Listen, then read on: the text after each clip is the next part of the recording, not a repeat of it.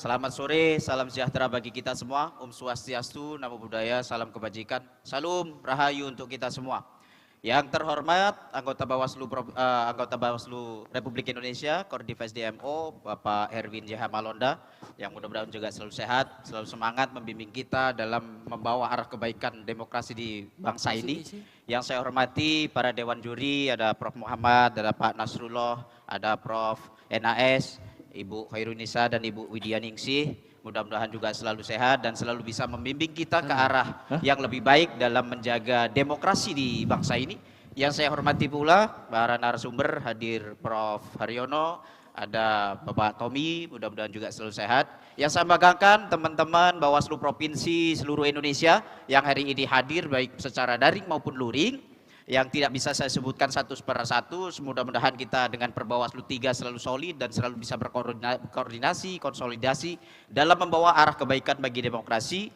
Teman-teman kabupaten kota yang hari ini juga hadir, baik secara daring maupun luring, yang juga tidak bisa saya sebutkan satu persatu. Pertama, yang harus saya sampaikan pengenalan diri dulu. Saya sendiri Imam Bukhari, Kordiv SDMU Bawaslu Provinsi Lampung. Ada kawan saya Kordiv Hukum, ada Bapak Suheri, dan ada kawan saya Kordiv PS Penyelesaian Sengketa, Bapak Gistiawan. Ini orang-orang luar biasa bagi saya, beliau senior. Karena saya termasuk yang paling muda. Saya adik bontot di Bawaslu Provinsi Lampung. Yang saya banggakan juga teman-teman Bawaslu Jawa Barat yang hari ini juga jadi presenter bersama kita di panggung ini. Pertama, tentu saya harus menyampaikan bahwa proses demokrasi di Indonesia ini sudah mengalami banyak hal, banyak perbaikan, termasuk salah satunya dalam konteks pelaporan. Yang dulunya harus secara manual, hari ini kita juga sudah mulai berkembang dengan secara digitalisasi, termasuk dalam konteks laporan. Akan tetapi kita juga nanti akan mengurai berbagai pengalaman di Provinsi Lampung tentunya, dalam hal SIPS atau sikap lapor, seberapa efektifkah, seberapa berguna, atau apa saja yang menjadi kendala dan halangan dalam konteks digitalisasi termasuk dalam konteks laporan.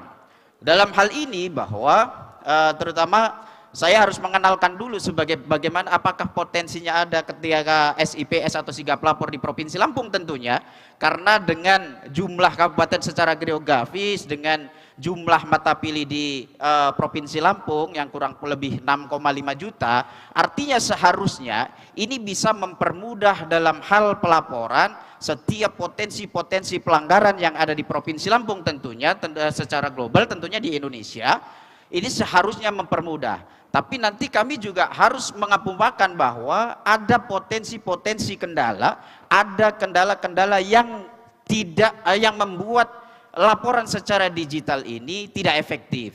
Begitu kira-kira. Jadi para Bapak Ibu semua, sebelum nanti berlanjut kepada teman-teman saya yang dua, nanti kita akan memutarkan video bagaimana proses dan mekanisme pelaporan secara digital, mekanisme syaratnya dan segala macamnya, terus tindak lanjutnya ketika ada laporan secara digital, artinya tindak lanjut bagi provinsi itu sendiri atau tindak lanjut bagi penyelenggara itu ketika masuk dalam laporan digital. Itu nanti kita akan putarkan sebuah video yang menjelaskan dari awal sampai akhir, sampai pada laporan-laporan yang berbentuk potensi sengketa.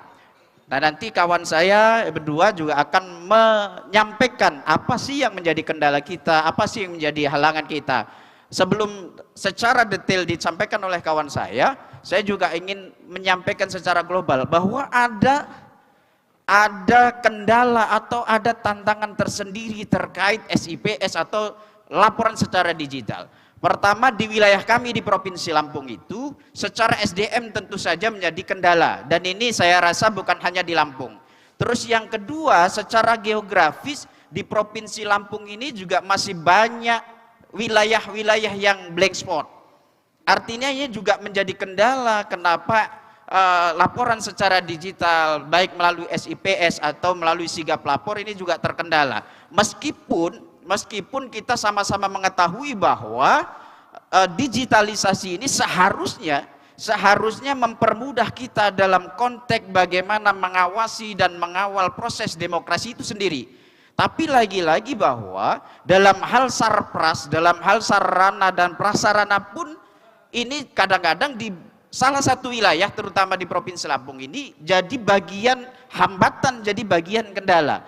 Yang artinya itu ke depan ketika ngomong demokrasi supaya lebih baik dengan proses digitalisasi, harapannya ke depan dengan kita sampaikan apa yang jadi kendala, kita sampaikan apa yang jadi hambatan, harapannya ke depan kita bisa memperbaiki itu semuanya. Kenapakah harus diperbaiki? Pertama, kita sama-sama tahu bahwa di penyelenggara ini tujuan akhir atau hajat besarnya pasti bagaimana caranya demokrasi ini lebih baik. Pasti tujuan besarnya ingin sama-sama bangsa ini melalui proses demokrasi dengan jalan pemilu, pilkada, pileg, terus termasuk dalam laporan digitalisasi, pasti arahnya lebih baik. Tapi kita juga harus sama-sama tahu bahwa tidak semuanya apa yang menjadi hajat besar kita serta-merta bisa terjadi hari ini. Artinya setiap langkah, setiap progres, setiap perkembangan proses demokrasi melalui digitalisasi ini tentu saja banyak yang kurang sempurna dalam konteks itu. Tentu saja masih banyak yang harus kita perbaiki secara bersama-sama. Baik dalam konteks tadi saya sampaikan kendalanya ada salah satunya SDM, yang kedua adalah sarpras.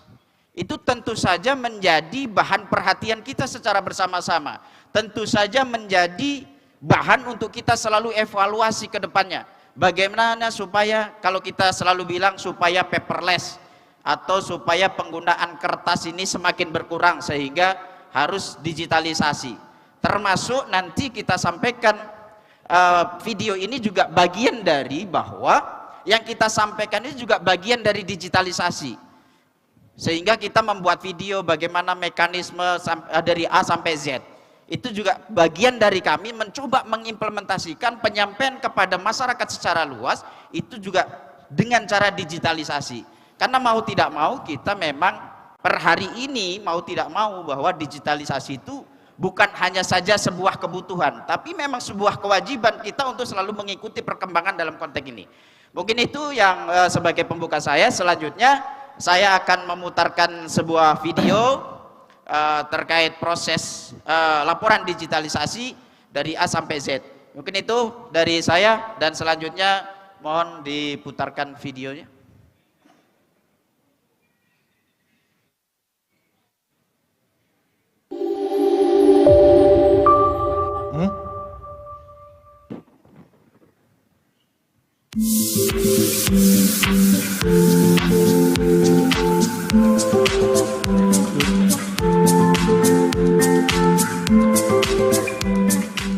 Penanganan laporan dugaan pelanggaran serta permohonan penyelesaian sengketa merupakan bagian dari tugas, kewenangan, dan kewajiban Lembaga Pengawas Pemilu.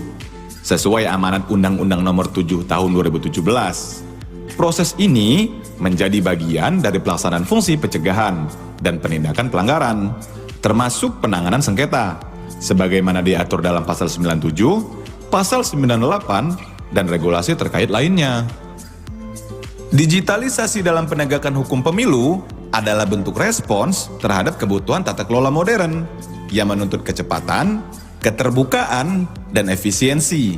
Transformasi ini turut dilakukan oleh Bawaslu melalui inovasi teknologi seperti Sistem Informasi Penanganan Pelanggaran Pemilu dan Pelaporan, serta Sistem Informasi Penyelesaian Sengketa atau SIPS.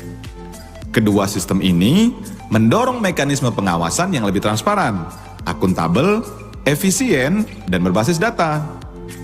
Dalam proses awal, masyarakat sebagai pelapor dugaan pelanggaran atau pemohon penyelesaian sengketa dapat datang langsung ke kantor Bawaslu di berbagai tingkatan untuk menyampaikan maksud kedatangan mereka.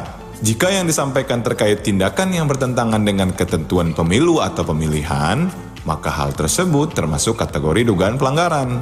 Sementara itu, jika masalah yang muncul dikarenakan adanya hak yang dirugikan secara langsung yang dialami oleh peserta pemilu atau pemilihan dengan penyelenggara pemilu atau peserta pemilu atau pemilihan lain akibat dikeluarkannya keputusan, berita acara atau tanda pengembalian KPU, maka yang terjadi adalah sengketa proses pemilu atau pemilihan. Pelaporan dugaan pelanggaran dapat dilakukan dengan dua cara. Datang langsung ke kantor Bawaslu di setiap tingkatan atau menggunakan aplikasi Sigap Lapor. Begitu pula dengan penyampaian permohonan sengketa yang dapat diajukan langsung melalui loket penerimaan permohonan di kantor Bawaslu atau melalui sistem digital SIPS. Digitalisasi melalui Sigap Lapor dan SIPS memungkinkan masyarakat untuk melaporkan pelanggaran atau mengajukan sengketa secara elektronik. Sigap Lapor menyediakan sarana pelaporan yang cepat dan transparan. Sementara SIPS mengintegrasikan proses penyelesaian sengketa agar lebih efisien dan mudah diakses. Secara umum, penanganan laporan pelanggaran maupun permohonan sengketa memiliki alur dan mekanisme yang mirip. Keduanya terdiri dari tahapan penerimaan laporan atau permohonan, penerbitan tanda terima, pemeriksaan syarat formil dan material, perbaikan dokumen, pemeriksaan ulang hasil perbaikan, serta registrasi. Terdapat perbedaan subjek antara pelapor pelanggaran dan pemohon sengketa. Pelapor pelanggaran dapat berupa warga negara Indonesia yang memiliki hak pilih, pemantau dalam pemilu dan pilkada yang terakreditasi, atau peserta pemilu. Sedangkan pemohon sengketa terdiri dari partai politik calon peserta pemilu, bakal calon anggota DPD, bakal pasangan calon pada pemilihan kepala daerah, pasangan calon yang telah ditetapkan, serta tim kampanye untuk sengketa antar peserta. Perbedaan juga terlihat pada pihak yang dilaporkan. Dalam pelanggaran, terlapor adalah pihak yang diduga melakukan pelanggaran, seperti WNI, ASN, calon peserta, atau tim kampanye. Sementara pada sengketa, termohon adalah KPU provinsi atau kabupaten kota, atau pasangan calon jika sengketa terjadi antar peserta. Dari sisi objek, laporan pelanggaran berfokus pada tindakan yang melanggar peraturan pemilu atau pemilihan. Sebaliknya, objek sengketa adalah keputusan, berita acara, atau tanda pengembalian yang diterbitkan oleh KPU di berbagai tingkatan. Terdapat batas waktu penyampaian laporan maupun permohonan. Laporan pelanggaran harus disampaikan paling lama 7 hari sejak pelapor mengetahui atau menemukan dugaan pelanggaran. Sedangkan permohonan sengketa disampaikan maksimal 3 hari kerja sejak keputusan atau berita acara yang dikeluarkan oleh KPU. Dalam proses penerimaan laporan dan permohonan secara digital, pelapor menginput laporan melalui Sigap Lapor menggunakan akun yang dikirimkan melalui surat elektronik.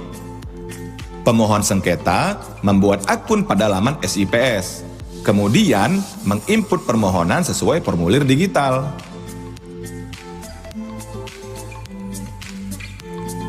Pada laporan pelanggaran, pelapor mencetak dokumen laporan dan tanda terima. Kemudian, menyerahkan dokumen serta bukti identitas kepada Bawaslu paling lama 2 hari setelah pengiriman secara daring. Sementara, pemohon sengketa mengunduh tanda terima elektronik yang diunggah oleh operator SIPS. Lalu, menyerahkan berkas fisik paling lambat 1 hari setelah permohonan diajukan melalui SIPS. Setelah laporan pelanggaran diterima, pengawas pemilu menyusun kajian awal paling lama 2 hari setelah laporan disampaikan. Kajian awal menilai aspek formil dan material serta menentukan jenis pelanggaran. Pada permohonan sengketa, pengawas pemilu melakukan verifikasi kelengkapan dokumen permohonan secara formil dan material.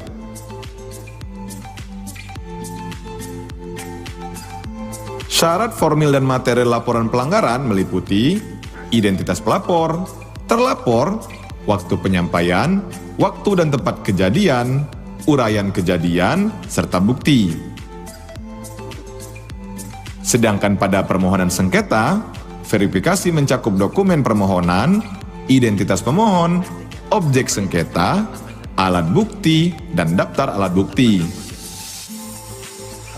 Tahapan berikutnya adalah rapat pleno.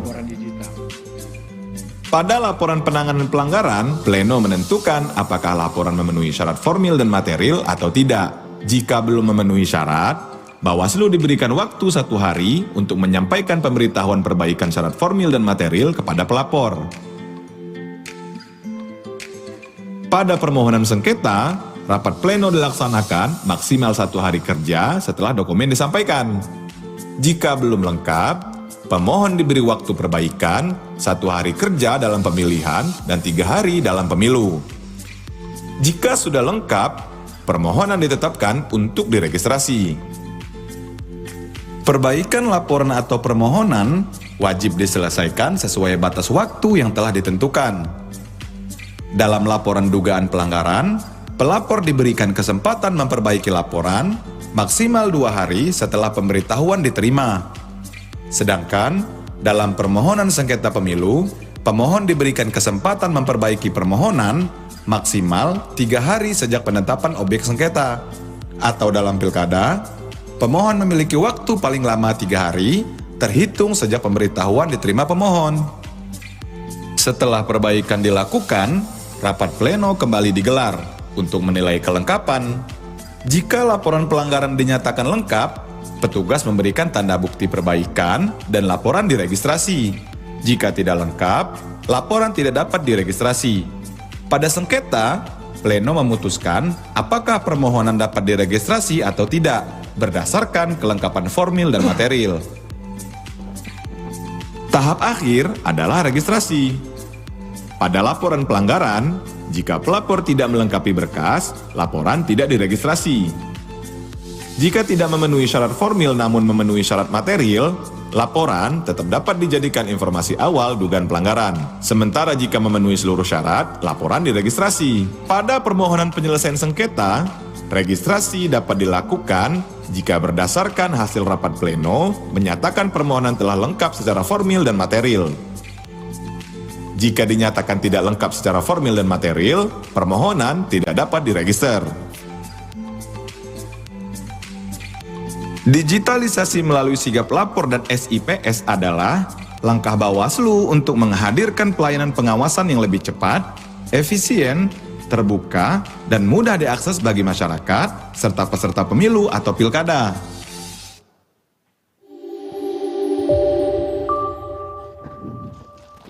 Oke, terima kasih.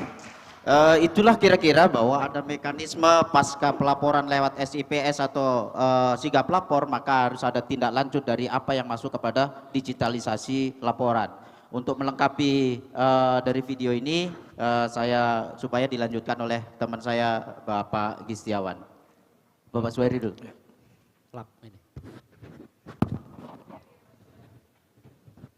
Pak Suhairi dulu. Bismillahirrahmanirrahim. Assalamualaikum warahmatullahi wabarakatuh. Tapi pun, perkenalan, izin para senior penilai, tim penilai. Saya tadi menyampaikan salam penghormatan, salam pembuka khas Lampung. Mungkin itu salah satu dari kearifan lokal kita sebagai lembaga pengawas pemilu tetap harus bisa beradaptasi, adaptif terhadap lingkungan di daerah kita masing-masing. Perkenalkan, saya Suhairi, Koordinator Divisi Hukum Bawaslu Provinsi Lampung. Yang saya hormati Pak Kordip SDMO Diklat, yang saya hormati tim penilai, para senior, yang saya hormati para narasumber, yang saya hormati dan saya banggakan, terima kasih atas atensi dan kehadirannya kawan-kawan dari Bawaslu Provinsi terundang yang sempat hadir di Manado di batch ketiga ini. Yang saya hormati dan saya banggakan kawan-kawan kabupaten kota yang sempat hadir dari perwakilan Sulawesi Utara. Terima kasih, saya melanjutkan apa yang sudah disampaikan oleh rekan saya, Koordinator Divisi SDM, terkait laporan digitalisasi. Lampung salah satu provinsi yang sangat majemuk, heterogen, dengan jumlah kabupaten kota, 15 kabupaten kota, 229 kecamatan, dan 2.640 desa kelurahan, yang mana dari kami menjadi provinsi penghubung Pulau Jawa dan Sumatera.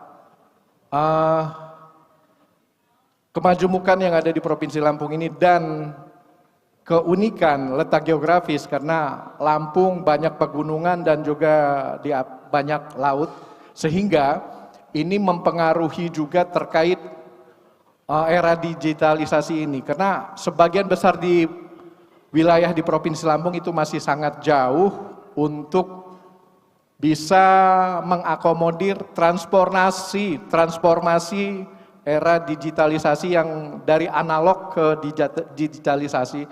Masih banyak juga warga Lampung yang masih buta teknologi, sehingga terkait sigap lapor dan SIPS ini masih sangat jauh dari harapan untuk dipergunakan sebagaimana mestinya. Dan izin tim penilai, Pak Kordip dan narasumber, saya sampaikan di sini bahwa Lampung, kami 7 ini belum pernah memakai jas sebagai majelis. Artinya Lampung dari tahapan pemilihan legislatif, pemilihan presiden, sampai dengan pemilihan kepala daerah, kami Provinsi Lampung, 7 pimpinan Bawaslu Provinsi Lampung ini tidak pernah menangani penanganan pelanggaran. Artinya apa? Kami berharap ini keberhasilan kami bersama dalam rangka melakukan tugas-tugas pengawasan, kami memaksimalkan, mengikhtiarkan tugas-tugas kami melakukan pencegahan. Yang pada akhirnya sampai dengan PSU pun kami tadinya berharap ada laporan yang ditindaklanjuti.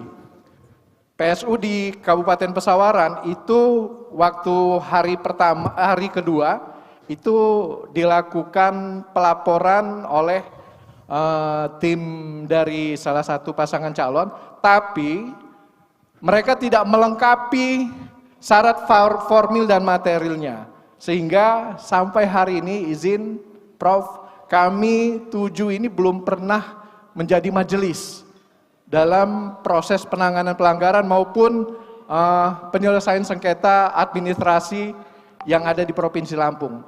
Oleh karenanya, karena kami tanpa case yang terjadi di Provinsi Lampung, makanya kami tidak bisa bercerita banyak terkait sigap lapor dan SIPS ini. Artinya apa? Mohon izin, Pak Kordip, mohon izin para narasumber dan tim penilai, kami tidak bisa bercerita banyak terkait sigap lapor dan SIPS ini karena memang tidak ada case di Provinsi Lampung. Saya berharap ini bukan hal yang baik atau positif. Bukan hal yang baik dan hal positif, karena kami, apalagi kami yang masih 1 periode ini berharap kami bisa memakai jas, melakukan adjudikasi terkait dugaan tindak pidana, dugaan tindak administrasi yang dilakukan, sengketa administrasi yang dilakukan oleh peserta pemilu ataupun oleh masyarakat.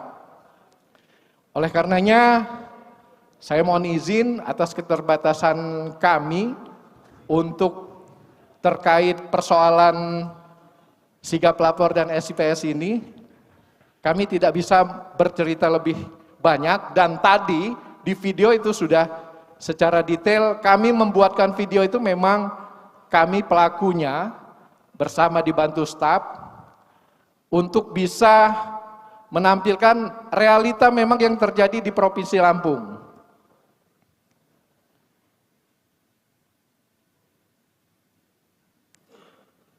Nah, transformasi dari era analog ke digitalisasi ini akhirnya membuat kita harus memaksimalkan ikhtiar, mau tidak mau beradaptasi dengan teknologi.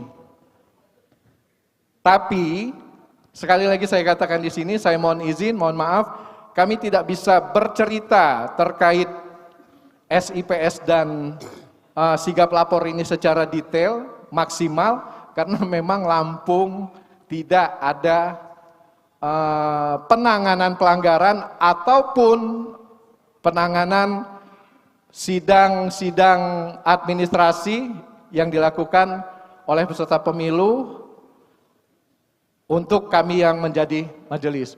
Mungkin ini saja yang bisa dapat saya sampaikan terkait sigap lapor. Nanti akan disambung sama rekan saya terkait SIPS. Terima kasih. Saya akhiri. Assalamualaikum warahmatullahi wabarakatuh. Rabi pun.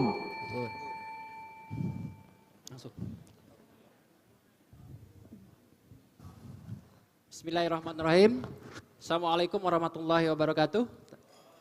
Yang terhormat pimpinan Bawaslu RI, kemudian para panelis, penilai, izin.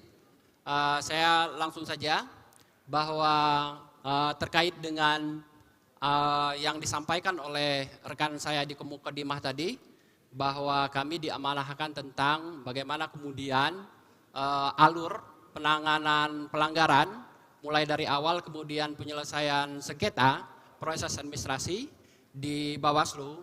Jujur bahwa dua aplikasi ini baik dia sigap lapor maupun SIPS bagi saya khususnya, karena saya tadi rekan saya menyampaikan bahwa pemilu di 2024 kemudian di Pilkada 2024 Bawaslu Provinsi Lampung tidak ada baik laporan maupun temuan terkait dengan pelanggaran, kemudian permohonan terkait dengan penyelesaian sengketa administratif.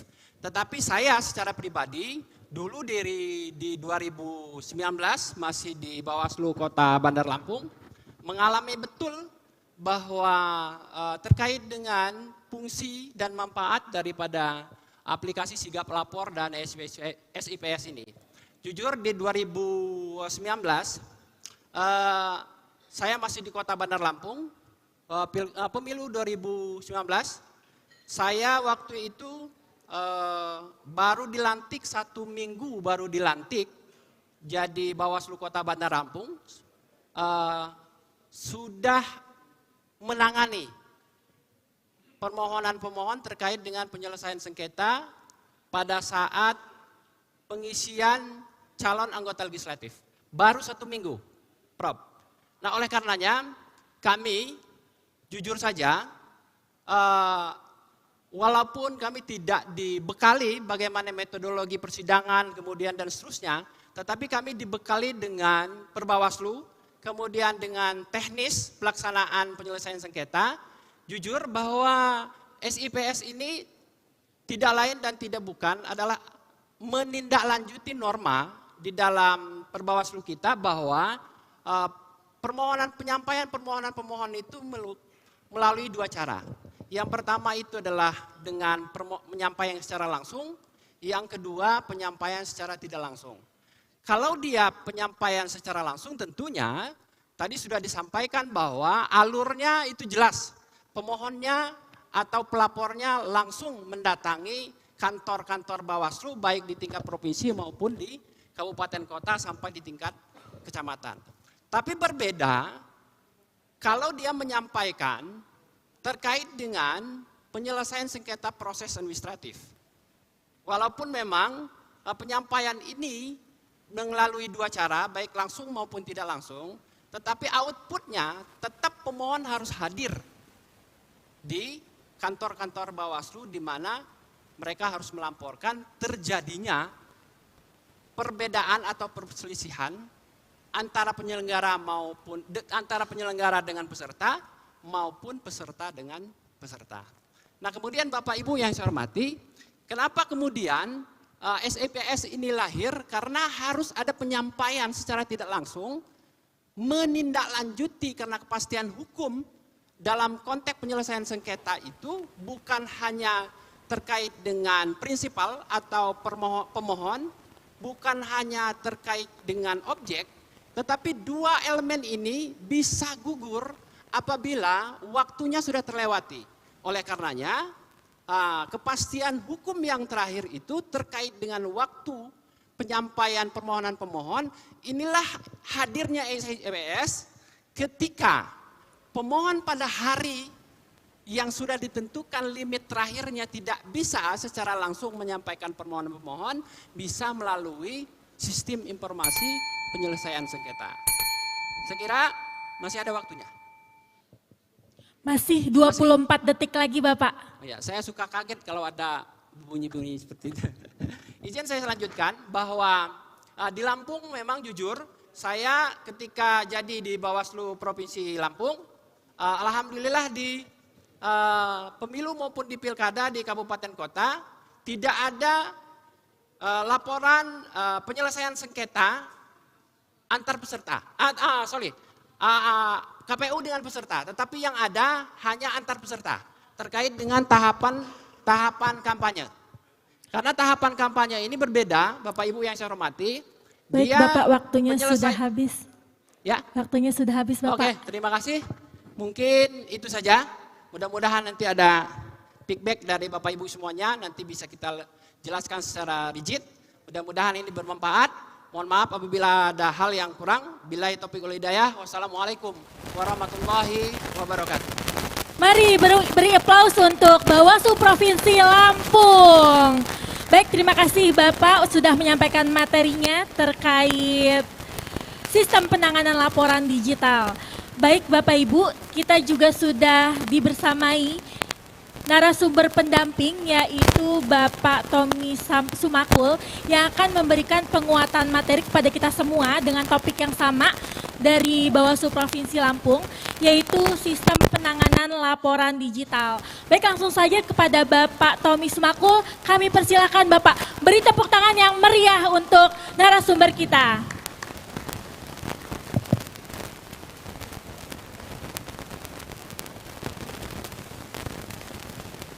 Selamat sore, Assalamualaikum warahmatullahi wabarakatuh.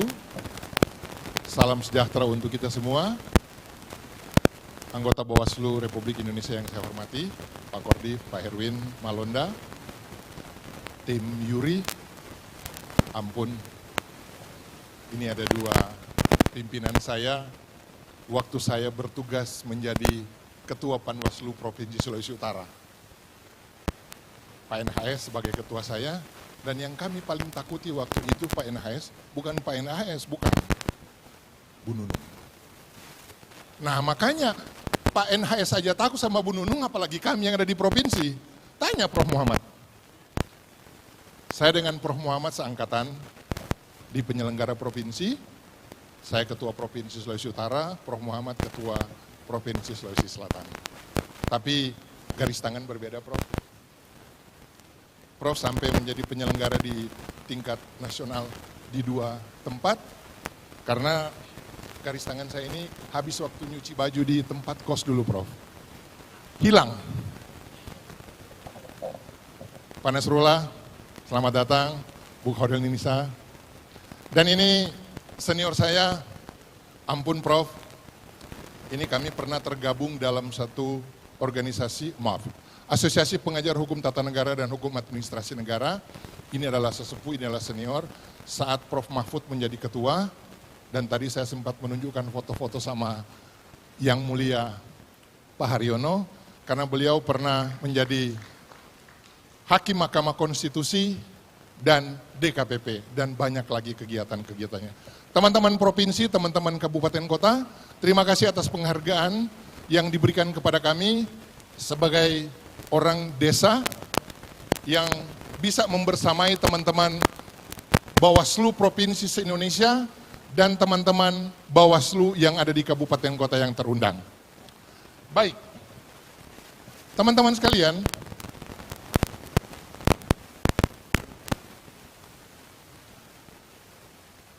ya, tadi banyak hal yang sudah disampaikan oleh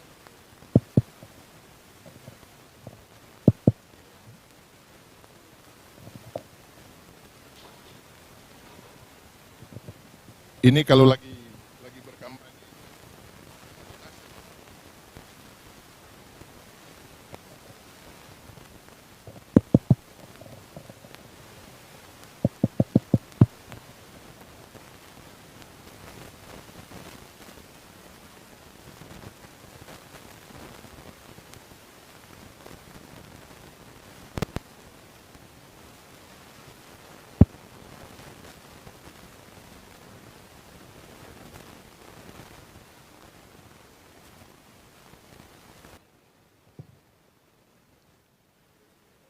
Nah ini kan bagaimana kita meningkatkan kompetensi teknis penggunaan aplikasi pelaporan, memastikan bahwa SDM kita mampu, karena jujur saja, dalam setiap kegiatan-kegiatan yang dilakukan oleh teman-teman penyelenggara, apakah itu Bawaslu, KPU, ataupun DKPP, selalu terbentur di persoalan SDM.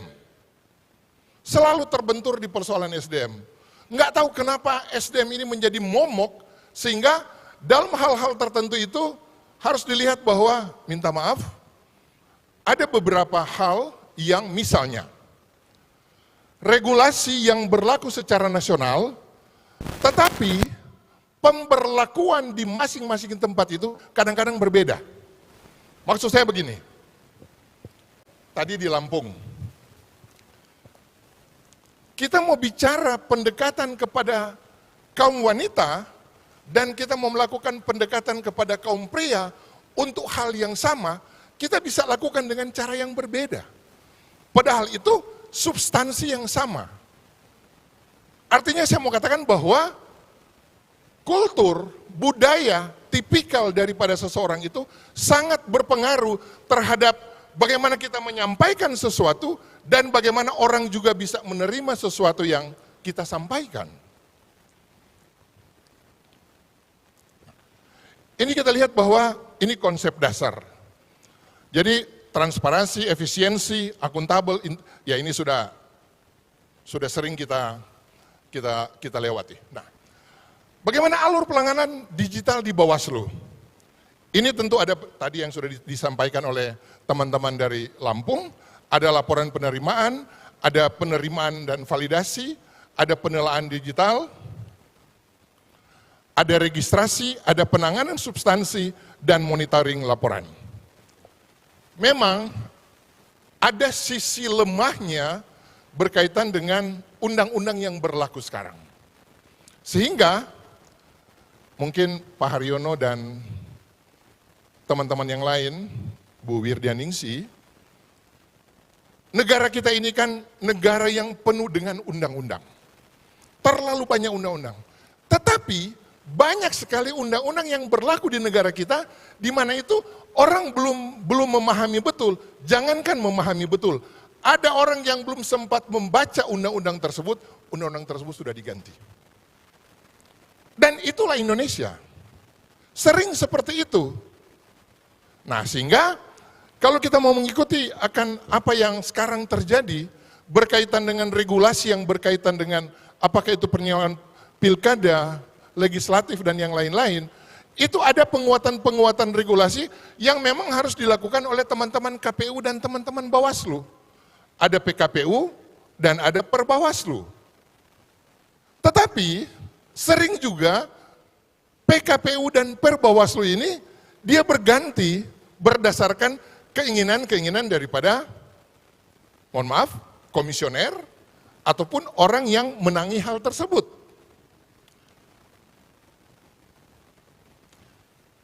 Nah, kadang-kadang kan begini, saya tidak mau melakukan pelaporan karena saya khawatir laporan saya ini diketahui oleh orang lain. Kita jadi was-was. Sehingga apa yang disampaikan oleh teman-teman pembawa materi sebelumnya, mengatakan bahwa kita gampang sekali sebetulnya kita menghindar untuk hal-hal yang berkaitan dengan 7 hari, 3 hari, dan 2 hari. Kita selesaikan saja itu dan sudah tidak ada aturan yang bisa menjangkau. Dalam arti bahwa regulasi kita itu memang bukan lemah, tetapi ada hal-hal tertentu yang dibuat sehingga memperlemah regulasi yang kita gunakan. Teman-teman sekalian, mungkin sering kita melihat bahwa bagaimana sih kita memanfaatkan sistem digital ini. Tujuannya adalah bagaimana laporan yang akan kita masukkan tersebut itu bisa disampaikan secara cepat, efisien, dan tidak memakan waktu. Berikut. Ya, human error itu di mana-mana. Siapa saja dari kita pernah melakukan hal yang demikian? Pernah. Mau izin, Prof, sekuat apapun kita, basic pengetahuan kita, basic keberimanan kita, kadang-kadang kita di tempat-tempat tertentu, di waktu-waktu tertentu, bisa melakukan yang namanya human error. Antara sengaja atau tidak sengaja. Ternyata, wow, kita keliru melakukan penanganan ini. Wah, kita keliru melakukan interpretasi ini. Wah, ya itu kan kalau kita belajar teori kesalahan itu kan ada sengaja dan alpa. Ya izin Prof, ada sengaja dan alpa. Nah, sehingga apa yang akan kita laporkan tersebut, itu bisa diterima, bisa bermanfaat.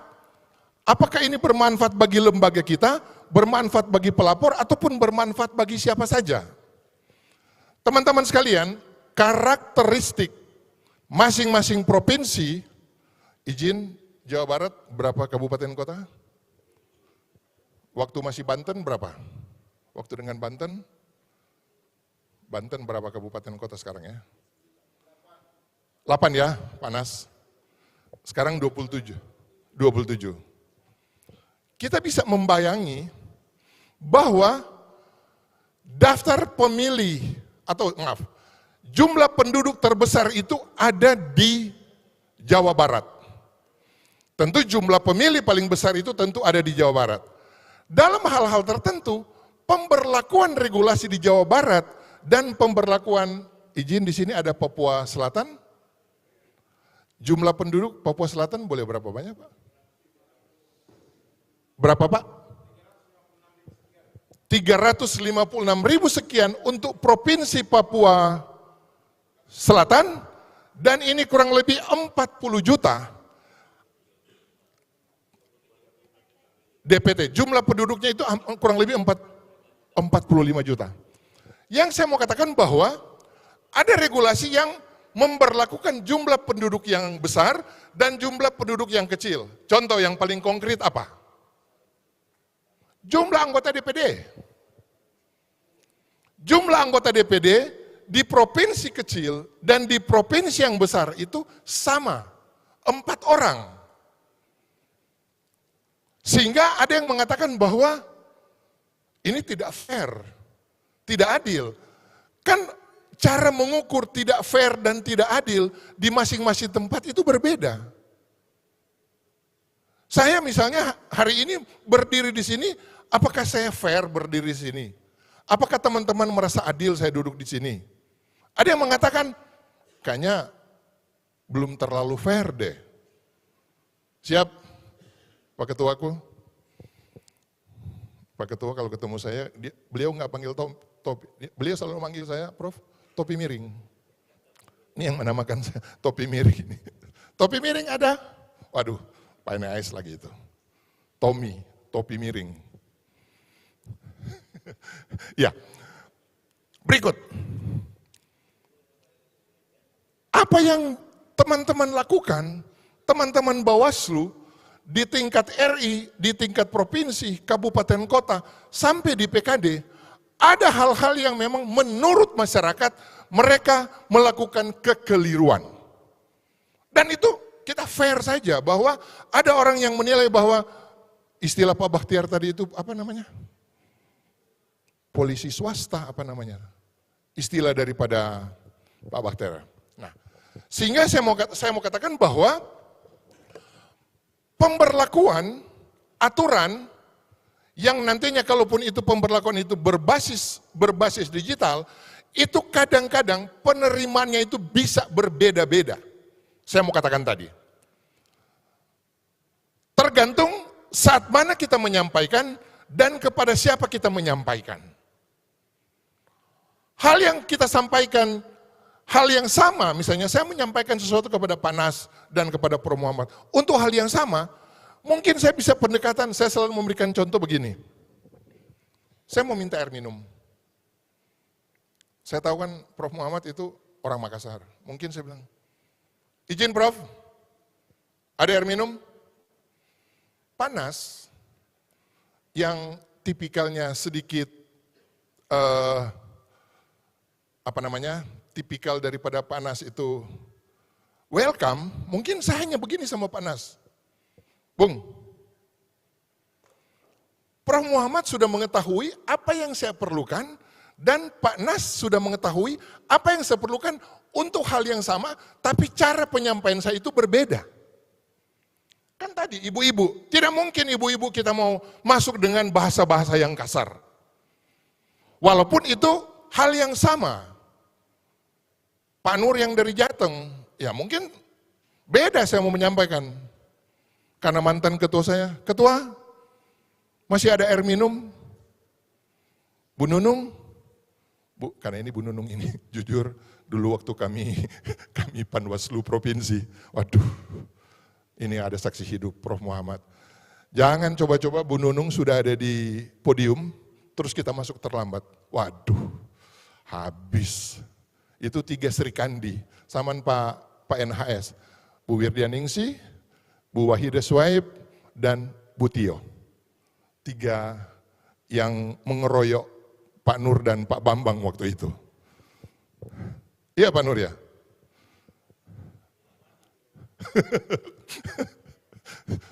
Pak Nur aja takut apalagi saya.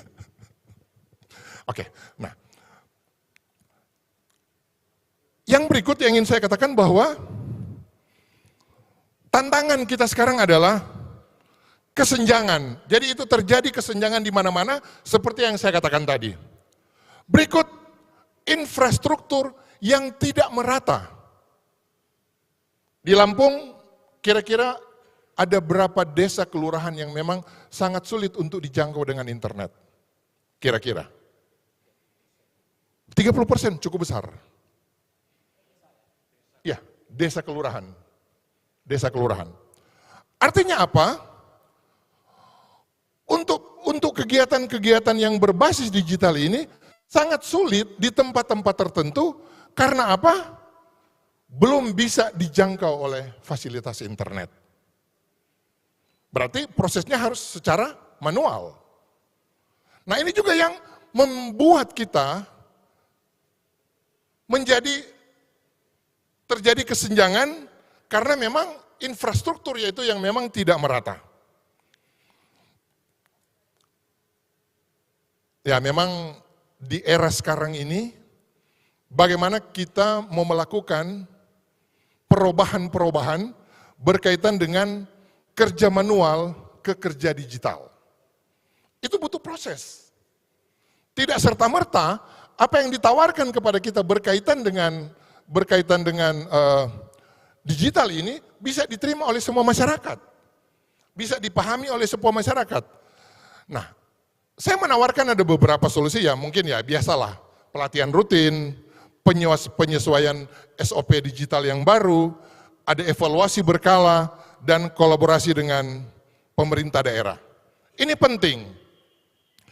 Kita tidak boleh menafikan bahwa kita bekerja di ruang-ruang publik di mana kita tidak bisa bekerja sendiri-sendiri.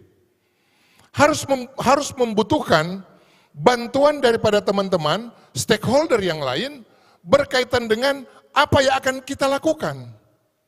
Termasuk di dalamnya kita bekerja sama dengan teman-teman di pemerintah provinsi, pemerintah kabupaten kota, dan hal-hal yang berkaitan dengan itu mungkin ada yang belum bisa kita lakukan, kita bisa bekerja sama dengan mereka dan kita bisa bekerja bersama-sama.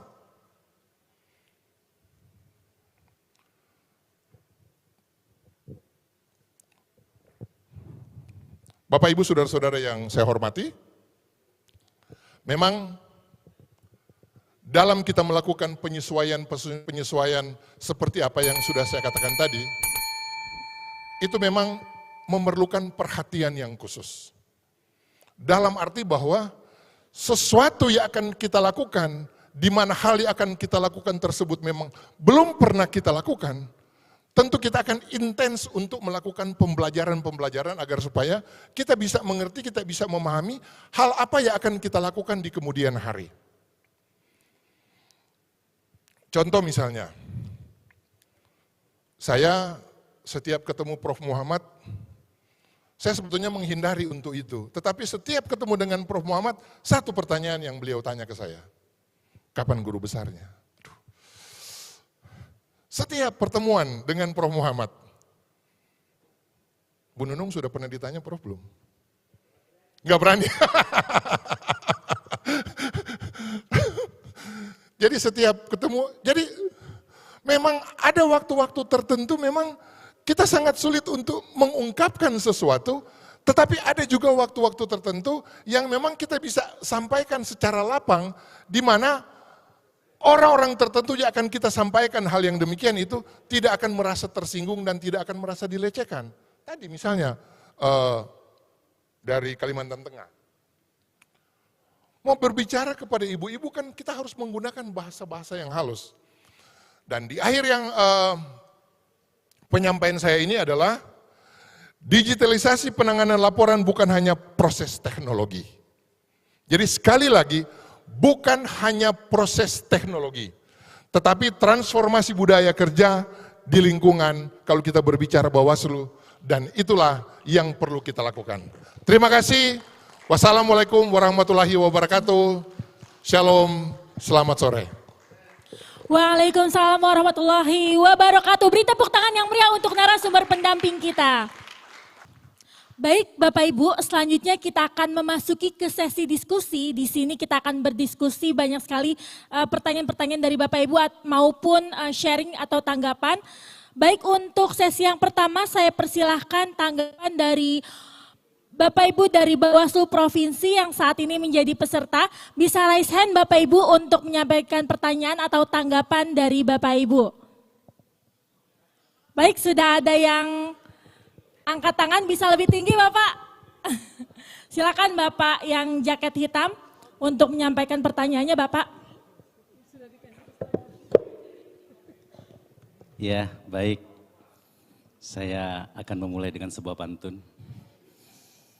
Jika membeli sayur sawi, jangan lupa membeli kemiri. Saya bernama Said Abdullah Dahlawi, berasal dari Provinsi Kepri. Ya, sedikit saja, tadi menarik satu kondisi yang kita alami bersama bahwa banyak sekali kita temui, hampir tidak ada yang menggunakan apa tadi itu, sistem bukan SPS, sigap lapor, hampir jarang yang menggunakan sigap lapor itu. Pertanyaannya, apakah memang masyarakat tidak perlu sigap lapor? Sistemnya ya?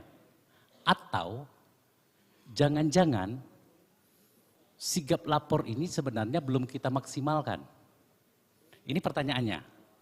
Bagaimana menurut pendapat bapak-bapak yang menjadi narasumber, dan jika memang jawabannya seperti itu, apa jawabannya nanti, bagaimana treatment dan solusinya untuk kita semua. Karena ada satu hal, saya sepakat dan menarik tadi apa yang disampaikan oleh Ketua Jabar tadi. Ini sahabat saya ini, dia sangat percaya diri nih sebenarnya. Dia belum bertanding saja dia sudah yakin dia juara kemarin itu. Nah, jadi jangan-jangan kita selama ini hanya bangga dengan pelatihan-pelatihan yang kita buat di internal kita, tetapi sesungguhnya ketika itu diukur dengan ekspektasi masyarakat, itu jauh dari harapan masyarakat. Itu. Nah, bagaimana Bapak menyikapi hal ini? Terima kasih. Assalamualaikum warahmatullahi wabarakatuh. Baik, terima kasih Bapak untuk pertanyaannya. Saya persilahkan karena kita masih ada waktu, saya persilahkan dua penanya lagi. Bisa diberikan mic-nya Ibu atau tim IO?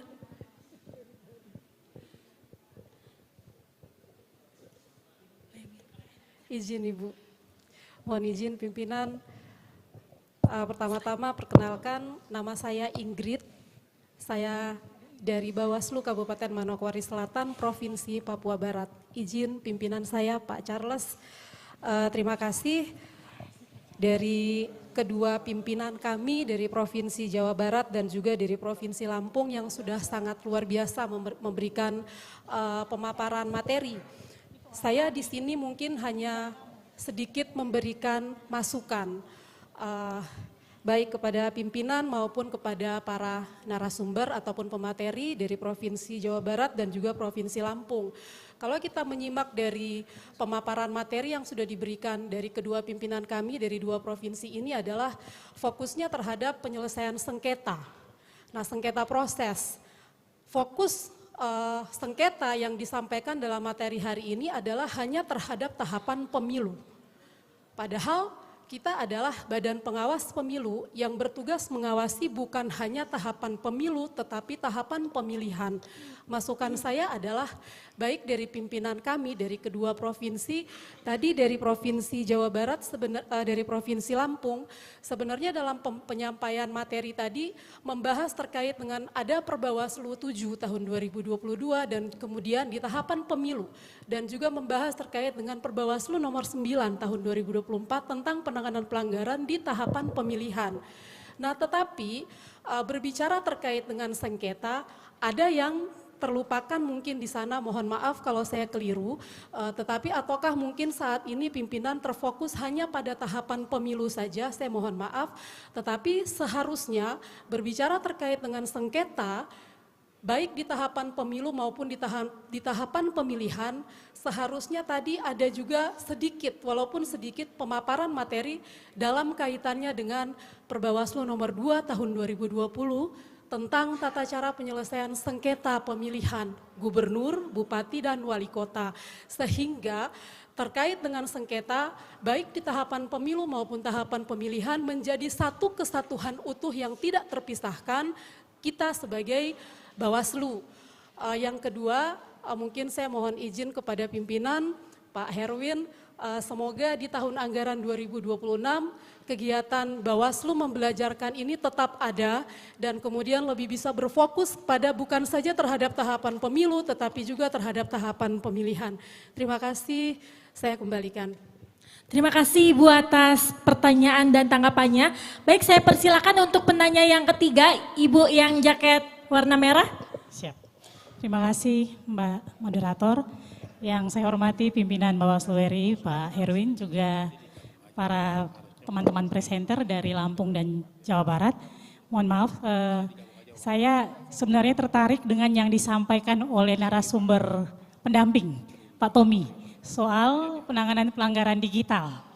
Memang tadi di bagian akhir dari penyampaian Pak Tommy dijelaskan tentang keamanan dan kerahasiaan, juga tentang harapan masa depan dari penanganan pelanggaran digital ini.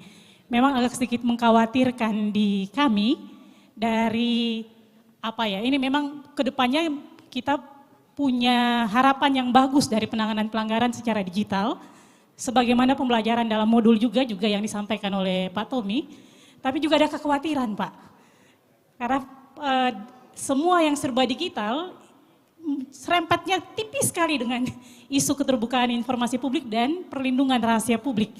Nah, saya membayangkan tadi dari penjelasan di penanganan pelanggaran digital soal keamanan dan kerahasiaan, salah satunya di bagian pertama ada soal bagaimana informasi itu enskripsi end to end. Tapi saya membayangkan di aplikasi WA, bagian yang sudah seperti itu pun bisa diteruskan. Nah, saya membayangkan kalau kajian yang belum final, kemudian bisa diakses dan diteruskan, ini juga sesuatu yang menjadi isu di kita sebagai badan yang punya kewenangan untuk melakukan penanganan pelanggaran. Nah, yang tidak digital saja kadang-kadang bocor Pak. Ini digital, nah, saya minta kira-kira ini seperti apa ke depannya. Itu saja, saya kembalikan. Terima kasih. Baik, terima kasih Ibu. Karena waktunya masih ada, saya persilahkan lagi saya utamakan untuk Bawaslu Provinsi, presenter yang menjadi peserta dulu. Bapak Ibu, adakah yang mau bertanya atau memberikan tanggapan? Ya silakan Bapak yang belakang. Ibu, silakan Ibu. Baik, terima kasih. Yang kami hormati pimpinan Bawaslu RI, Pak Herwin. Mohon maaf saya bertanya lagi ya untuk kesekian kalinya. Ya, saya dari Kalimantan Tengah. Saya mau bertanya kepada Pak Dr. Harjono. Ini kan kadangkala putusan dari sengketa pemilihan, sengketa proses pemilihan maupun pemilu itu bisa digugat ke Tun ya atau ke MA. Nah yang saya tanyakan, apakah Bawaslu ini punya peluang keputusan itu bisa, putusan sengketa itu bisa final meningkat. Sementara Bawaslu ini kan bukan lembaga peradilan. Kira-kira ada peluang begitu nggak, Prof? Kemudian untuk Bawaslu Jabar, saya lihat pemaparannya itu cukup bagus. Cuma sengketa ini kan banyak. Ada nggak satu case di lapangan yang kemudian kita dapat pelajaran yang bagus di situ untuk peningkatan kualitas penyelesaian sengketa kita. Mungkin itu saja. Terima kasih. Assalamualaikum warahmatullahi wabarakatuh. Baik, terima kasih Bu atas pertanyaannya. Saya persilakan kembali untuk Bawaslu Provinsi Presenter yang menjadi peserta. Apakah ada yang ingin bertanya lagi? Iya, silakan Bapak. Presenter, silakan Bapak.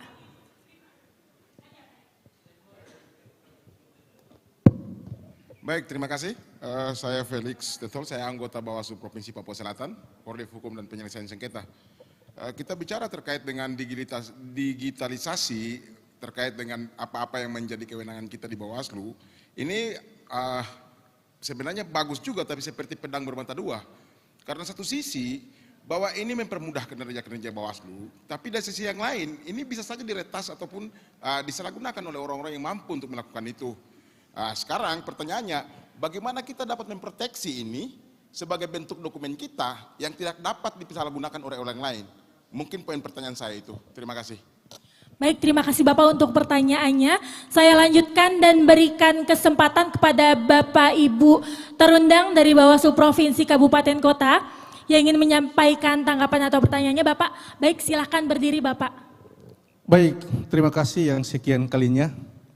Saya dari Kabupaten Halmahera Selatan, Provinsi Maluku Utara. Izin yang pertama, atas nama keluarga besar Bawaslu Kabupaten Halmahera Selatan menyampaikan terima kasih Pak Kordif SDM Bawaslu Republik Indonesia, Pak Erwin, TA-nya maupun bagian diklat.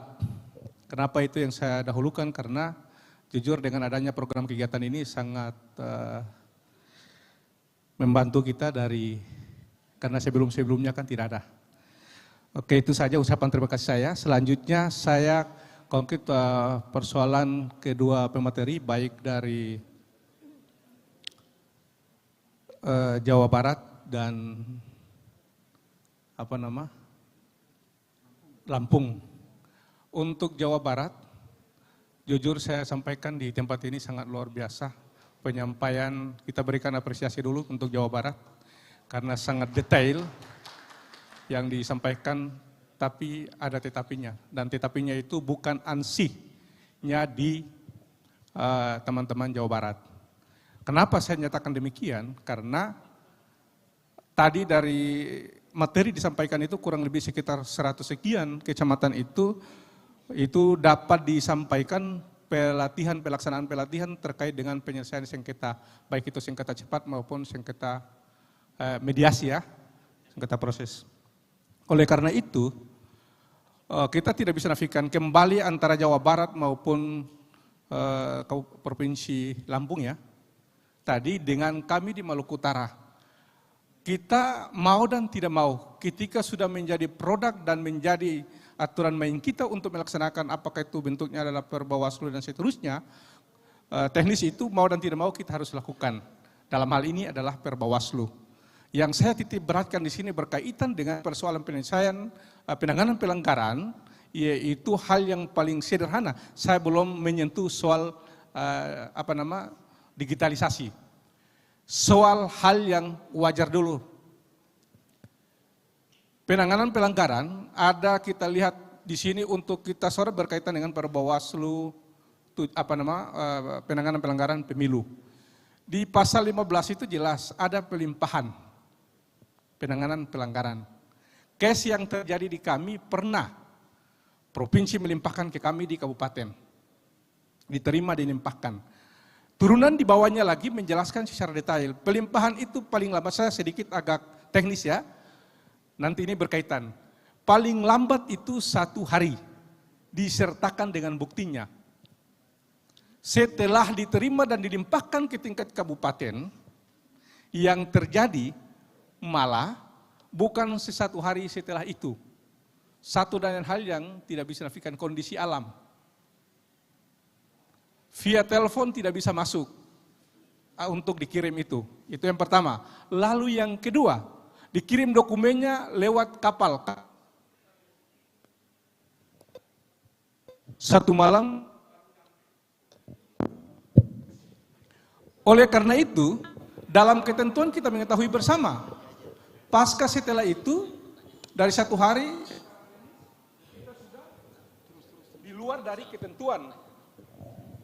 Oleh karena itu, kan tadi dari awal saya menyampaikan, penyampaian teman-teman, bapak-bapak dari Jawa Barat sangat luar biasa. Akan tetapinya itu dirumuskan bukan bapak-bapak, hanya Bapak melaksanakan. bisa langsung ke Oleh inti karena itu di pertanyaan. tempat yang sangat luar biasa ini, kami mohon kiranya panelis maupun TA dan unsur pimpinan dari RI, mohon kiranya merumuskan berkaitan dengan persoalan pelaksanaan teknis penanganan pelanggaran. Misalkan pelimpahan itu, mohon kiranya jangan cuma diambil sampelnya dari Jawa, tapi melihat kami dari Indonesia Timur. Karena satu kecamatan dengan kecamatan yang lain kita tidak bisa nafikan. Beda pulau dan seterusnya. Pertanyaannya itu tadi. Iya kan? Artinya nambah tapi kan lihat substansinya. Oleh karena itu kami mohon kiranya dalam perumusan Perbawaslu ke depan berkaitan dengan konteks waktu, jangan cuma melihat kondisi yang ada di Jawa. Akan tetapi masukannya, oleh karena itu selanjutnya untuk Jawa Barat, video luar daripada biasa. Kalau bisa dibuat rinci, kondisional yang seakan-akan itu betul-betul terjadi. Supaya bisa, karena konteks waktu kita tidak serta-merta akan memaparkan kondisi kecamatan AC dan seterusnya. Karena ketika tahapan terjadi bukan saja di kecamatan satu yang terjadi, akan tetapi begitu banyak kecamatan mengalami fenomena berkaitan dengan persoalan laporan dan seterusnya. Itu aja dari kami, mohon maaf. Wassalamualaikum warahmatullahi wabarakatuh. Waalaikumsalam warahmatullahi wabarakatuh. Terima kasih Bapak atas tanggapan masukannya kepada Bapak Ibu presenter kali ini. Baik, karena kita masih ada waktu sekitar 4 menit lagi, saya persilahkan untuk Bapak Ibu dari Bawaslu Provinsi Kabupaten Terundang untuk menyampaikan pertanyaannya, Pak. Langsung ke poin pertanyaannya, Bapak. Bapak. Dari saya, dari Kabupaten Belu, NTT, untuk bapak-bapak di depan ini, apakah dalam benak bapak-bapak, ini kan berbicara tentang digitalisasi penanganan pelanggaran. Dalam benak bapak-bapak itu ada inovasi untuk mereformulasi sikap lapor dan SIPS ini. Karena saya tidak lihat kritikan tajam dari bapak-bapak sekalian terhadap kelemahan daripada sikap lapor ini. Kalau kita berdiskusi tentang digitalisasi, maka coba saya berusaha untuk menyisipkan pengembangan sikap lapor, misalkan dalam verifikasi syarat formil dan material, sikap lapor bisa mendeteksi apakah bisa menyimpulkan. Jadi ketika kita verifikasi secara otomatis, sikap lapor menyimpulkan terpenuhi syarat formil tidak, dan ini jawabannya ada pada sikap lapor, sehingga digitalisasi itu bisa komplit. Misalkan yang kedua terkait dengan klasifikasi jenis pelanggaran. Jawabannya adalah digital, bukan kitanya. Jadi mungkin kita bisa saling melengkapi, ataukah sikap lapor kurang lengkap kita melengkapi. Nah ini belum dilihat. Mungkin bapak-bapak di provinsi bisa melakukan pengembangan ini. Yang kedua, untuk Bawaslu RI, mungkinkah Bawaslu Kabupaten dikasih ruang untuk menciptakan aplikasi lokal yang bisa memudahkan untuk menerima laporan, ya sesuai dengan kondisi ini. Karena di daerah itu kita punya teman-teman IT yang memang sangat mampu untuk membuat platform-platform digital ini. Ya. Dan di Belu sendiri kita sekarang itu kembangkan absensi berbasis Android yang bisa diakses hanya di kompleks kantor, di rumah tidak bisa absen. Itu kita sekarang kembangkan. Kemudian sudah pengembangan saat ini adalah dokumentasi form A secara digital, kita sudah kembangkan sekarang ini. Mungkin dalam berita-berita dari Belu bisa dibaca tentang bagaimana digitalisasi di internal Bawaslu Kabupaten Belu. Terima kasih. Baik Bapak, terima kasih untuk tanggapannya, masukannya juga untuk Bawaslu Provinsi dan Bawaslu RI juga ya Bapak untuk pertanyaannya. Baik, selanjutnya saya akan langsung masuk ke sesi penanggap peserta eksternal. Dari sini ada Bapak Ibu yang dari eksternal mau memberi tanggapan atau pertanyaan? Bisa raise hand Bapak Ibu? Baik, karena tidak ada. Baik Bapak, dipersilakan. Terima kasih, saya Brilian dari Bawaslu Kota Manado, Provinsi Sulawesi Utara. Pertama-tama tentunya terima kasih Pak Kordiv, Dr. Herwin Melonda, MPDMH yang sudah memberikan kami kesempatan untuk ikut dalam kegiatan ini. Tentunya Bawaslu membelajarkan ini, harapan kami di tahun selanjutnya bisa ada berkelanjutan. Jadi bukan hanya ada PDPB berkelanjutan atau penguasaan partai politik, pemutahiran data parpol berkelanjutan, tapi Bawaslu membelajarkan juga berkelanjutan itu bisa ada terus di tahun selanjutnya. Itu yang pertama. Yang kedua terkait dengan sigap lapor ini, saya kira tahun 2020 itu pernah ada juga yang namanya Gowaslu. Karena waktu saya masih sebagai pemantau pemilu waktu itu, kami sempat melakukan pelaporan lewat Gowaslu. Tapi verifikasinya kita tidak jelas sampai kita tidak ada informasi pada waktu itu. Hasilnya akan seperti apa, begitu. Nah kemudian masuk lagi sekarang dalam sigap lapor. Nah menjadi tantangan sebenarnya perlu disampaikan datanya, kira-kira sudah berapa banyak user yang menggunakan sigap lapor ini. Sehingga berbicara data, kita tahu ini efektif atau tidak efektif terkait dengan sigap lapor. Begitu juga dengan SIPS. Ya kalau di Bawaslu Provinsi Lampung tadi menyampaikan belum pernah menangani adjudikasi atau sengketa. Kalau kami di Bawaslu Kota Manado baru seminggu bekerja, tahun 2023 waktu itu kita ingat sudah hampir 7 laporan. Kita ada menangani mediasi, ada adjudikasi, baik itu sengketa partai politik antar peserta maupun bersama dengan KPU. Mengkomplit pada waktu itu. Nah, tapi kembali lagi ke yang tadi terkait sigap lapor atau SIPS. Kalau tadi disampaikan terkait dengan infrastruktur digital kita, kalau ketakutan kita terhadap ada yang nantinya bisa membocorkan ini, saya kira itu perlu dipersiapkan. Kita bisa berkaca pada aplikasi perbankan. Aplikasi perbankan itu mereka pakai sistem mirroring. Dan tidak ada yang bisa masuk sampai di dalam. Begitu, kayak yang Livin Mandiri. Nah, harusnya kalau memang kita ingin bergerak ke digitalisasi, infrastruktur itu sebenarnya sudah bisa dilakukan, harusnya bisa. Nah, yang menjadi pertanyaan saya adalah bagaimana Bawaslu Provinsi Lampung ini memandang sigap laporan SIPS ke depan nanti itu seperti apa? Kira-kira bisa dimaksimalkan seperti apa? Karena itu saya yakin bisa mempermudah yang lain, tapi juga tidak bisa tersedia bagi kabupaten kota yang mana tadi disampaikan di Bawaslu Provinsi Lampung 30% belum bisa masuk digitalisasi, begitu kan tadi disampaikan. Saya kira itu saja pertanyaan dari kami, sekian dan terima kasih. Baik, terima kasih Bapak untuk tanggapan dan pertanyaannya. Selanjutnya saya akan mempersilahkan Bapak Ibu presenter dari Bawaslu Provinsi Lampung dan Bawaslu Provinsi Jawa Barat untuk memberikan tanggapan atas pertanyaan-pertanyaan yang telah diberikan. Baik, untuk yang pertama dari Bawaslu, saya persilakan Bawaslu Provinsi Jawa Barat terlebih dahulu dengan waktu durasi kurang lebih 10 menit Bapak. Baik, saya persilakan untuk Lampung dulu Bapak, 10 menit. Terima kasih. Oke, terima kasih MC. Dan terima kasih untuk teman-teman yang sudah memberikan tanggapan terkait dengan apa yang kami sudah sampaikan. Wabil khusus terkait dengan sigap lapor dan juga sistem informasi penyelesaian sengketa.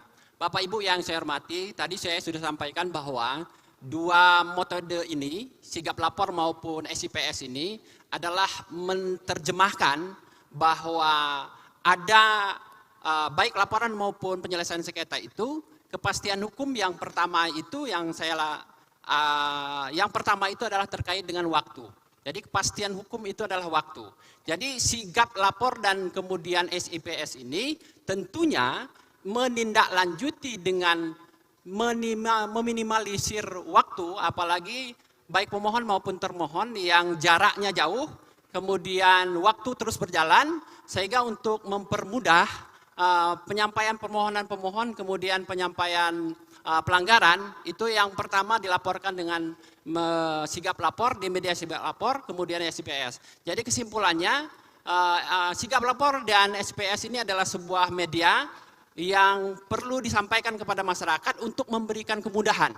Untuk memberikan kemudahan kepada masyarakat, baik peserta pemilu maupun masyarakat, dalam konteks menyampaikan ada laporan atau temuan terkait dengan pelanggaran pemilu maupun pilkada, kemudian bagaimana melaporkan penyelesaian sengketa ketika peserta pemilu itu dirugikan. Nah kemudian tadi disampaikan oleh penanggap, bagaimana tanggapan Bawaslu Provinsi Lampung, apakah sigap lapor dan SPS ini ke depannya maunya seperti apa? Tadi kami sudah sampaikan justru di Lampung itu ada beberapa spot, Ibu yang saya hormati, bahwa ada beberapa spot daerah itu yang blank spot. Kemudian ada juga sinyal antara naik dan turun. Nah oleh karenanya ke depan tentunya sigap lapor ini dan juga SIPS ini perlu ada beberapa yang harus diperkuat. Yang pertama adalah Saspras, kelengkapan kelembagaannya, kemudian SDM-nya. Jujur Pak Kordip, di Lampung itu ada beberapa kabupaten kota yang sarana pendukungnya, baik sigap lapor maupun SPS, itu menjadi alat bersama. Jadi mestinya ke depan, misalnya alat laptop ataupun komputer yang wabil khusus itu terkait dengan SIPS dan sigap lapor itu satu dan juga operatornya juga satu. Dan ke depan, dan kami itu justru berebut Bang. Berebut, kadang-kadang dipakai sama sigap lapor, kadang-kadang juga dipakai oleh ICPS. Nah oleh karenanya ke depan, memang betul izin Bang NAS bahwa di pemilu 2024 ini memang Lampung ini luar biasa. Berbeda dengan 2019, 2024 ini baik pilkada maupun pemilu, pelanggaran dan juga sidang itu memang tidak ada. Kenapa demikian? Karena kami menjadi jadi semangat ketika sebelum 2024 itu Lampung dijadikan indeks kerawanan pemilu itu nomor 2 di Indonesia. Ini motivasi kami sehingga di 2024 kami termotivasi bagaimana ini tidak ada. Dan alhamdulillah ini di Lampung ini bisa berjalan. Nah kemudian Bapak Ibu yang saya hormati Bang Erwin, Pak Kordip SDM, ke depan kami berharap bahwa Bawaslu RI terkait dengan sigap lapor ini perlu menyiapkan sarana dan prasarana, kemudian SDM yang betul-betul paham betul terkait dengan bagaimana melaksanakan menjadi operator sigap lapor dan juga SPS. Saya kira itu, terima kasih teman-teman, mohon maaf apabila ada hal yang kurang. Billahi taufiq wal hidayah, wassalamualaikum warahmatullahi wabarakatuh. Waalaikumsalam warahmatullahi wabarakatuh, masih ada 1 menit, apakah ada penambahan Bapak? Baik, cukup.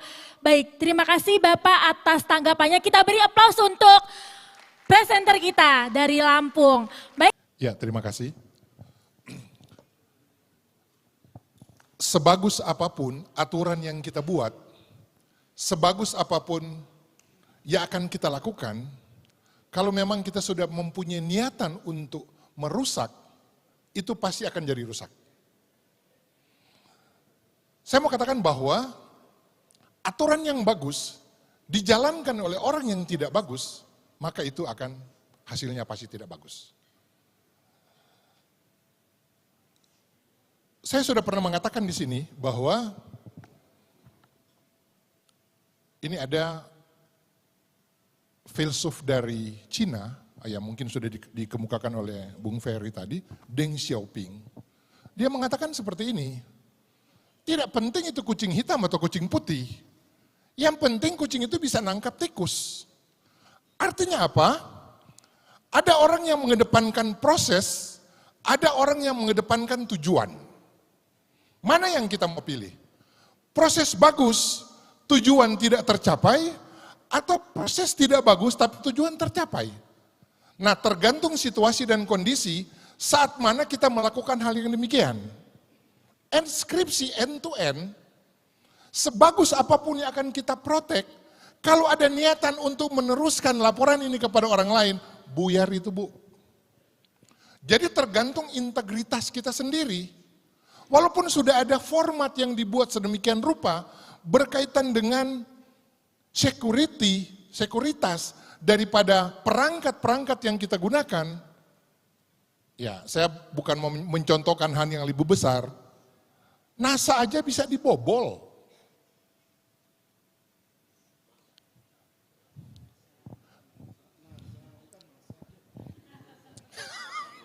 Siap, salah. Yes, itu bisa dibobol teknologinya. Sekarang persoalan yang tadi itu berkaitan dengan kepribadian daripada kita sendiri. Saya enskripsi end to end dengan ibu yang dari Kupang. Saya yang mengirim, ibu yang menerima. Kalau ibu yang menerima itu memforward ke orang lain, selesailah yang namanya enskripsi end to end. Tidak ada gunanya itu. Artinya bahwa sebagai penyelenggara di tingkatan RI, di tingkatan provinsi, kabupaten, kota, yang penting bagaimana niatan kita sendiri. Saya menutup tadi kan, persoalan teknologi bukan persoalan, tapi persoalan budaya. Persoalan teknologi itu, Prof. izin, itu juga berkaitan dengan budaya kita. Kalau memang budaya kita memang sudah jelek, apapun teknologi yang diberikan kepada kita, apapun hal yang diberikan kepada kita, itu akan tujuannya itu pasti akan tidak jadi baik. Sehingga saya mau mengatakan di sini bahwa dalam hal penanganan pelanggaran ataupun hal apapun yang akan kita lakukan, saya sering mengatakan, jangan cepat-cepat mengambil keputusan, ini yang ngajar profesor saya. Jangan cepat-cepat mengambil keputusan apabila keputusan tersebut berpotensi menimbulkan persoalan baru di kemudian hari. Sangat berbahaya. Kita memang tidak tahu di kemudian hari akan terjadi apa dengan keputusan yang akan kita ambil. Sehingga harus disaring. Sekali lagi saya katakan bahwa jangan cepat-cepat mengambil keputusan apabila keputusan itu akan menimbulkan persoalan baru, apalagi persoalan hukum di kemudian hari. Terima kasih. Wassalamualaikum warahmatullahi wabarakatuh. Waalaikumsalam warahmatullahi wabarakatuh. Terima kasih Bapak Tommy Sumakul atas respon yang telah diberikan Bapak.